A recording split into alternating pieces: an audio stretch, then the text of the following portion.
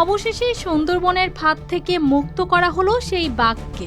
হরিণ শিকারীদের পাতা অবৈধ তারের ফাঁদে আটকে পড়া রয়্যাল বেঙ্গল টাইগারকে সফলভাবে উদ্ধার করেছে বন বিভাগ। সুন্দরবন পূর্ব বন বিভাগের চাঁদপাই রেঞ্জের আওতাধীন মোংলার বৈদ্যমারী ও জয়মণি এলাকার মাঝামাঝি সড়কের খালপাড়ে শনিবার বাঘটি আটকে পড়ে ফাঁদে। খবর পেয়ে বন বিভাগের কর্মকর্তারা দ্রুত ঘটনাস্থলে পৌঁছে এলাকা কর্ডন করে নিশ্চিত করেন নিরাপত্তা।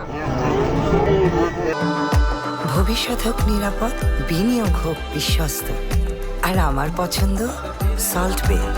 ওয়েলকাম টু সল্ট বে। রোববার সকালে বন বিভাগের বিশেষজ্ঞ দল উদ্ধার অভিযান চালায়। ট্যাঙ্কুলাইজার ব্যবহার করে বাঘটিকে সাময়িকভাবে অচেতন করার পর নিরাপদে তারের ফাঁদ কেটে মুক্ত করা হয়। বন বিভাগ জানিয়েছে, প্রাথমিক পর্যবেক্ষণে বাঘটির শারীরিক অবস্থা স্থিতিশীল। প্রয়োজনীয় চিকিৎসা ও নজরদারি শেষে তাকে গভীর বনে ছেড়ে দেওয়ার প্রস্তুতি চলছে।